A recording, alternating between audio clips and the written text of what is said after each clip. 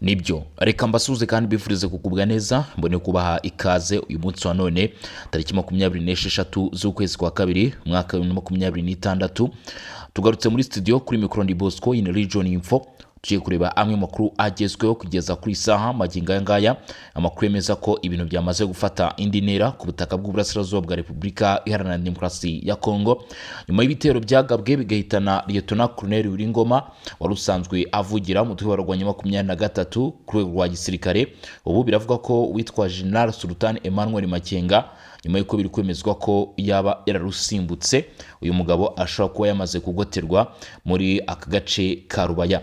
Rubaya rero na agace gasanzwe gacukurwamo amabuye y'agaciro gaherereye muri territoire ya Masisi kamaze iminsi kumvikanamo inkuru z'ibitero. Aka gace rero bite nuko gakungaye ku mabuye y'agaciro ndetse kagaragaramo n'inzira zigiye zitandukanye. Kugeza kuri saha biravuga ko nyuma y'ibitero byahagabwe igisirikare cya leta Kongo FARDC bongeye kwakora impinduka zidasanzwe n'amakuru amenyekanye none amaginga nganya.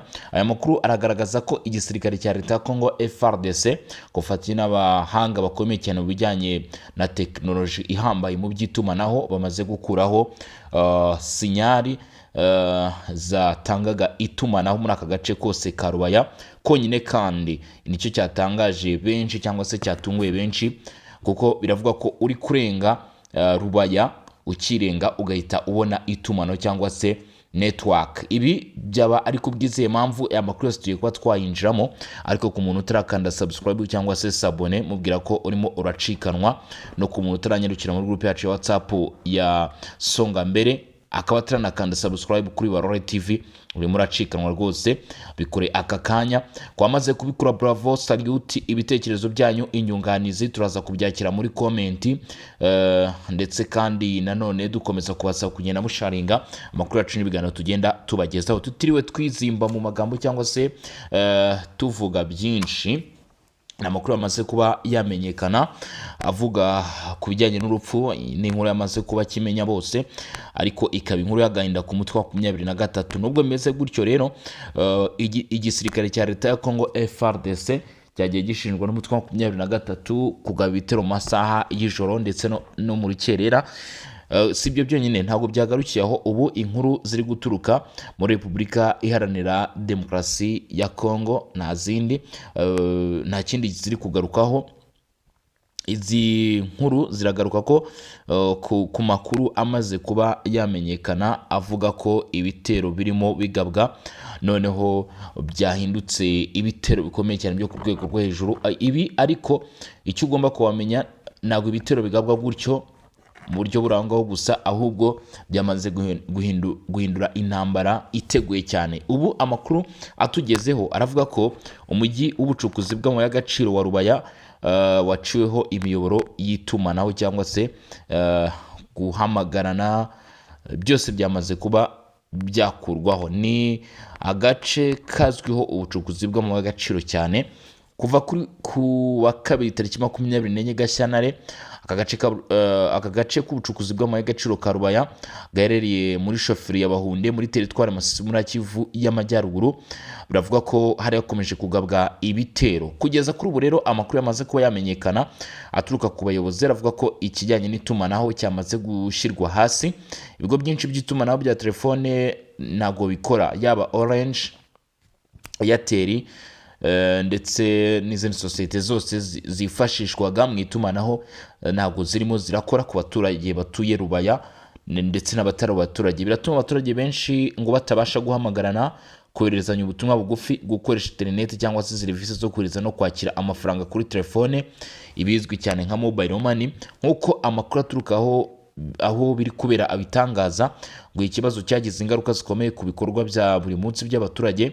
Serivisi zo kohereza amafaranga hakoreshejwe telefone arizo zari uburyo bw'ibanze bwo kuhererekanya amafaranga muri ako gace zarahagaze. Ubucukuzi ntahererekanwa, ubucukuzi n'ihererekanywa bikorwa ry'ubukungu nabyo byarahagaze kubera ko itumanaho byamaze kuvaho. Bihagaze ariko n'ubundi bivuga ko ibi bice nta mutekano namba byari bifite kubera ko imirwano yari ikomeje muri ibi bice yari imirwano ikomeye cyane, ndetse n'ibitero byari bikomeje kugenda bihagabwa, byari ibitero bikomeye cyane ku buryo ki bitewe n'uko ibitero bya drone byagabwe muri bice byaturikije uduce tumwe na tumwe, byatumye abaturage kuri ubu batangira kugenda bahunga bagana mu bice bashaka kuba babonamo amahoro. Mu by'ukuri atari kuramo intambara nk'uko amakuru aturuka aho ibi byabira bitangaza. Iki kibazo ngo cyagize ingaruka zikomeye ku bikorwa bya buri munsi by'abaturage, kugira ngo babone mu by'ukuri byibuze ngo agakoni kamwe ka rezo cyangwa se ka network, ngo birimo birasaba abaturage bahangaha gukora urugendo rugera kuri kilometero 10. Abaturage ngo barajya aho bita Bihambwe kugira ngo babashe kuba babona network cyangwa se byibuze babashe guhamagarana, koherezanya ndetse n'izindi serivisi zigiye zitandukanye z'itumanaho. Birabasaba kilometero 10 zose. Usohotse Rubaya, nuvuga ngo ntabwo ruvuga ngo usohotse Rubaya ngo urahita ubona network. Kuva Rubaya ni kimwe, ndetse no kugenda kilometero 10 ukimara gusohoka muri site Rubaya kugira ngo ubashe kubahamagara, wakoreza ubutumwa cyangwa se wakora transaction z'amafaranga. Abandi bagerageza kuzamuka imisozi ibakikije ngo bashaka aho bafatira itumanaho. Abaturage bavuga ko umurongo waciye mu buryo butunguranye, kandi mu by'ukuri ngo hatabaye itangazo rimenyesha cyangwa ribisobanura ku mpamvu zihagarika ryabo. Mu gihe batekerezaga ko iki kibazo kimara amasaha make, kiracyakomeje. Abaturage bari kuvuga ko ikoranabuhanga ryanze gusubiraho. Aba bari kubitangaza nabo bari kubasha gukora izo kilometero bakajya ahirengeye cyangwa se bakajya mu ntera mu by'ukuri bivuga ko iri hejuru ya kilometero 10 kugira ngo bashe gutumanaho na bagenzi babo. Rero bakaba ariko bagiye batangaza iby'aya makuru bavuga bati rwose ibi ngibi mu by'ukuri byamaze gukurwaho gutya na gutya, bimeze gutya na gutya. Ikindi kintu kiri kugenda kimenyekana ngo ukugahagarikwa kw'itumanaho kubaye nyuma y'ibitero bya drone byagabwe n'ingabo muri iki cyumweru byanahitanye Ngoma, wari umuvugizi w'igisirikare n'umutwe wa M23 ugenzura umujyi w'ubucukuzi bw'amabuye y'agaciro, ndetse hakibazwa niba ibyo bitero byagabwe cyangwa se ibindi byaba biri kugabwa bifitanye isano n'ibikorwa biri kuhabera. Twibutsa ko nyuma y'ukwezi kose imiyoboro ya telefoni ihagaze, mirongo irimo Airtel, Orange yongeye gusubira mu duce dutandukanye. Hari uduce iri koranabuhanga ryari ryakuweho, ariko utwo duce ubu ibikorwa byongeye gusubukura. Harimo teritwari nka Rucuru, harimo Rubero, Warikare na Masisi. Ubu kuva ku itariki 16 zishyira ku itariki 17 utwo duce tuvuze haraguru twari uduce two muri izo teritwari twari twarabuze network, ibikorwa by'itumanaho byongeye kugaruka. Hari ukwibaza rero hari ukwibaza uti ibi bikorwa byo gukuraho ikoranabuhanga ubundi bikorwa mu buhe buryo? Bikorwa mu buhe buryo ku buryo agace nka Rubaya gashobora gukurwaho itumanaho? Ndagira ngo tubigarukeho twihuta cyane. Ati birashoboka ko ahantu hamwe habura itumanaho ahandi rikaboneka, kandi mu by'ukuri hatandukanye mu birometero bike gusa, atari ukuvuga ngo nuko ari kilometero ari ibirometero byinshi. Urugero ni Rubaya Bihambwe harimo kilometero 10. Nk'uko bigaragara ngo hari impamvu nyinshi zishobora gutuma habaho gufunga cyangwa se gukuraho itumanaho. Hari impamvu ya mbere, hari uburyo bishobora gukorwamo, ntabwo ari impamvu ishobora kubitera. Ikiri kubitera turakizi, ni intambara cyangwa se ni imirwano, ahubwo tugiye kureba ni ubuhe buryo bishobora gukorwamo cyangwa se byaba byakozwemo kugira ngo kuri ubu Rubaya ibe yabuze itumanaho. Turareba uburyo bwinshi, hari ugufungwa cyangwa kuzimya antenne site runaka. Icya kabiri kwangirika kw'ibikorwa remezo, urugero hakaba icyo bita fibre optique, ngira ngo nta utazizi fibre optique. Ikindi hari ukubura amashanyarazi cyangwa lisansi, hari impamvu z'umutekano cyangwa iza gisirikare, hari imiterere y'akarere. Ibyo byose bishobora gutuma kugeza uyu munsi Rubaya abaturage bakomeza kubona ibijyanye n'itumanaho. Reka duhere ku kijyanye rero mu by'ukuri uburyo bishobora gukorwamo habayeho gufunga cyangwa kuzimya antenne site runaka. Ati itumanaho rikorwa n'iminara antennes ishyirwa ahantu hatandukanye. Iyo antenne iri Rubaya izimijwe cyangwa yangiritse, ngo Rubaya iba nta murongo ifite, ariko antenne iri Bihambwe ikomeza gukora, bityo ho umurongo w'itumanaho ukaboneka. Ibi biri gutekerezwa ko mu bitero byagabwe na drones zerutse kugaba ibitero muri utu duce zaba zarangije umuyoboro w'itumanaho hano Rubaya wabashaga gufasha mu gutanga sinyali cyangwa se mu gutanga iyo muyoboro ya internet kugira ngo cyangwa se iyo muyoboro y'itumanaho ikaba yarangiritse, harimo izo za fibre optique, harimo iyo minara, bityo bikaba arizo ntandaro z'ikibazo kiri kubura cy'ibura ry'itumanaho hano muri utu duce. Ngo buri antene igira agace itwikira icyo bita coverage zone. Iyo imwe ihagaze agace kayo kagira ikibazo n'ubwo hafi yayo hari ahandi hakora. Urumva ko bihura. Hari icya kabiri rero, kwangirika kw'ibikorwa remezo, hari nacyo twavugaga fibre optique. Fibre optique cyangwa se babyita nanone fibre optique cyangwa se microwave, mu by'ukuri bitandukanye n'iminara. Nanone ikibazo cyabyo gitandukanye n'iminara. Icyambere, iminara ishobora kuba yarangiritse, ni urugero, ariko fibre optique ziba mu butaka, abenshi nyango murabizi. Ati rero izi fibre optique bishoboka ko nanone aho zaba zararashwe, plutôt aho ibitero byo muri Rubaya byarashwe ariho zaba ziri, ndetse icyatunguranye ni ukuba n'ubundi binahura neza internet cyangwa se itumanaho nanone ryavuyeho nyuma yuko hagabwa ibyo bitero. Urumva ko bishoboka ko iyi muyoboro ya fibre optique yaba yangijwe, kuko kugeza na magingo aya ubutegetsi bwa leta ntacyo burigera buvuga cyangwa butangaza ku bijyanye n'irikurwaho rya internet ndetse n'itumanaho muri rusange. Ngo antene iba igomba guhuzwa n'umuyoboro munini w'itumanaho fibre optique cyangwa se microwave. Iyo uwo muyoboro uciwe cyangwa wangijwe mu gace runaka, ngo antene muri ako gace ihita ibura umurongo nubwo ahandi uwo muyoboro utangiritse. Ngira ngo muri kubyumva. Hari ukuri amashanyarazi cyangwa lisanse. Ati amatara y'itumanaho akenera amashanyarazi cyangwa moteri zikoresha lisanse. Ati amashanyarazi abuze, lisanse ishize cyangwa se bitemewe kugera kuri site kubera umutekano muke, bishoboka ko antene yahagarara. Impamvu z'umutekano cyangwa se iza gisirikare mu bihe by'intambara. Ati birashoboka kuzimya itumanaho mu gace runaka kugira ngo hatabaho gutanga amakuru, ibyo bigakorwa ku bushake rwose. Ati hakaba gukumira ikoreshwa rya drone cyangwa itumanaho rya gisirikare, ibyo nabyo bigakorwa ku bushake cyangwa kubera ko antene yangijwe n'ibitero, ibyo ntabwo ari ku bushake, ariko nanone byaba no ku bushake. Ibi rero ni zimwe mu mpamvu ndetse n'uburyo butekerezwa ko iyi miyoboro yaba yangiritse cyangwa se byahagaritswe. Ni impamvu twagiye dushakisha zatuma Rubaya ubu ngubu nta tumanaho ifite. Ikindi, hari imiterere y'akarere, ariko ingi ntabwo tuza kubyumvaho rumwe, kuko kuvuga ngo imiterere y'akarere n'ubundi nta cyahindutse, niko hari hasanzwe hameze, kandi iryo tumanaho ryahageraga kereka risanzwe ritahageraga. Ni agace k'imisozi miremire rero, ngo bishoboka ko katuma umurongo utagera neza ahantu runaka, ngo ariko ukagera ahandi hatari imisozi myinshi. Nabyo biri mu byashingiye bavuga bati ese byaba byagenze gute. Ibyo nabyo bishobora kuba ngo byabitera. Nubwo Rubaya na Bihambwe bitandukanye na kilometero 10 gusa, bivuze ko bikoresha antene imwe cyangwa umuyoboro umwe w'itumanaho. Iyo site imwe ihagaze agace kayo kabura umuriro, ahandi ukahaguma kandi kakawugumana. Ibyo rero bishobora kuba biri mu mpamvu cyangwa se mu buryo bwaba ari intandaro y'uko kubura kw'itumanaho.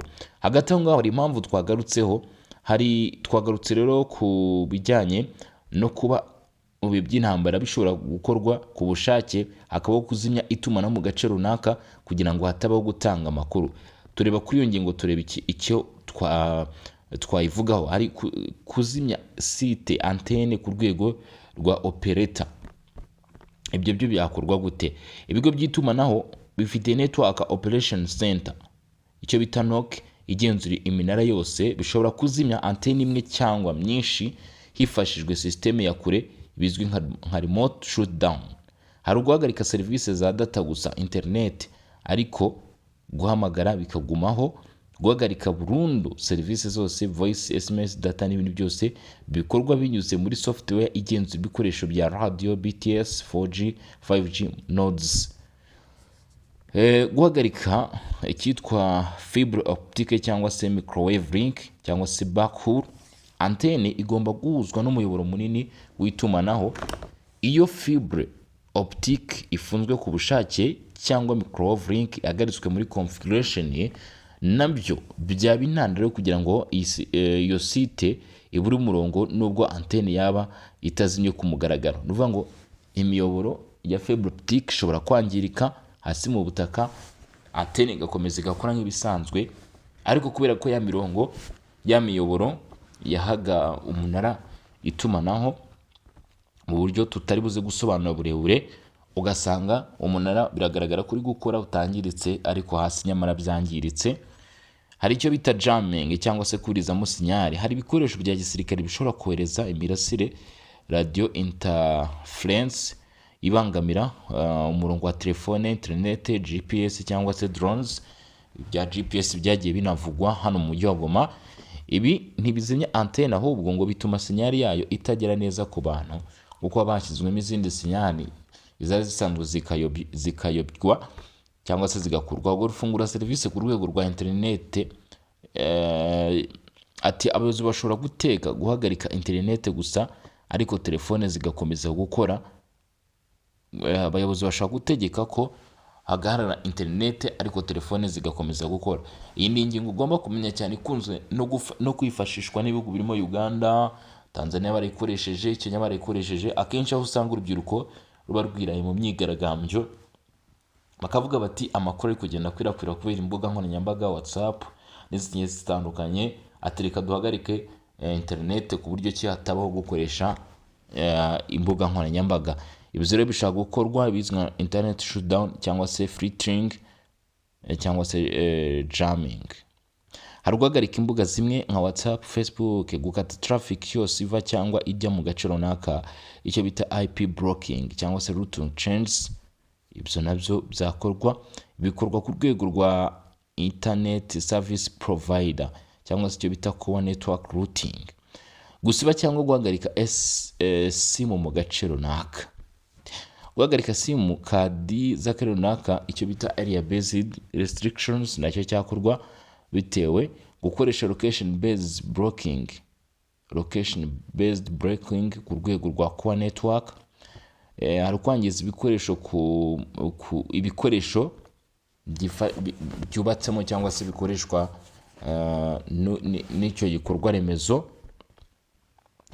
Antene ishobora kuraswa cyangwa gusenywa, fibre optique igacibwa cyangwa se genetica ikangizwa. Ibyo byagira ingaruka zikomeye cyane. Mu ncamake, kuzimya itumanaho mu gace runaka bishobora gukorwa mu buryo bwa software, remote shutdown, mu guhindura routing ya network, mu kuburizamo sinyari, jamming, mu kwangiza ibikorwa remezo cyangwa se aho izi network zituruka. Hari ikindi rero tugiye kugarukaho, gukumira ikoreshwa rya drone cyangwa se itumanaho rya gisirikare. Byo bikorwa gute mu buryo bw'ikoranabuhanga? Mu gihe ubu hamaze iminsi habaho gukataza ku bitero biri kugabwa ku mutwe wa 23, izi nyeshyamba zishobora gukoresha iyi system cyangwa se zikaba zaranayikoresheje na mbere. Jamming ni ukubangamira rero imirongo ya radio. Iki nicyo gikunze gukoreshwa cyane. Drone nyinshi ziyoborwa n'imirongo ya radio. Hagati ya drone n'igenzura, ibikoresho bya jamming byohereza sinyari zikomeye kuri iyo frequency igahita ita umurongo. Ibyo bituma drone ihita itakaza communication ntuyigenzure, igahagarara cyangwa se igasubiraho yahagurutse, return to home, cyangwa igwa hasi bitewe n'ubwoko bwayo. Hari na GPS jamming, kohereza interference ku murongo wa GPS bigatuma drone itamenya aho iri, cyo bita navigation, igahagarara. Ngira ngo abazi mu by'ukuri navigation kuri map ubwo bahita babyumva. Hari cyo bita GPS spoofing, kuyobya icyerekezo.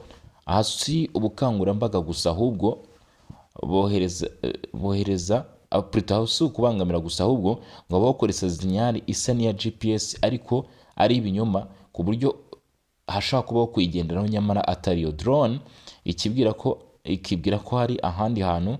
Ibyo bishobora gutuma ihindura icyerekezo cyangwa igwa. Iri koranabuhanga risaba ngo ibikoresho byambaye bya gisirikare. Ibyo nabyo ni bimwe mu bishaka gukorwa. Hari guhagarika network distribution. Drone zimwe zikoresha 4G, 5G, satellite, internet. Mu gihe internet yahagaritswe mu gace runaka cyangwa umurongo wa telefone uzimijwe, drone zikoresha iyo miyoboro zishobora kubura control. Anti-drone detection system, hari system zibanza gutahura drone zikoresheje radari, gusesengura imirongo ya radio cyangwa gukoresha kamera zifite AI. Nyuma yo kwitahura bakoresha jamming cyangwa ubundi buryo bwo kwihagarika. Gukumira itumanaho rya gisirikare mu buryo bwa gisirikare. Itumanaho rya gisirikare rikoresha imirongo ya radio ihariye satellite communication, rishobora gukumirwa hakoreshejwe jamming ku murongo wa radio. Electronic warfare systems zibangamira encrypted signs, gusenya signal cyangwa gufata ibikoresho by'itumanaho. Mu ncamake, hari jamming, hari GPS interference cyangwa se spoofing, hari guhagarika internet network, electronic warfare systems. Ubwo bwose n'uburyo bishobora kuba byakorwamo ubundi ikibazo kigakemurwa. Ngayo nguko ngibyo rero biri kuvugwa Rubaya aka kanya. Kambashimire, turagaruka amasaha imbere turana n'ibindi bigezweho. Njye na Bosco Mutara mu cyane.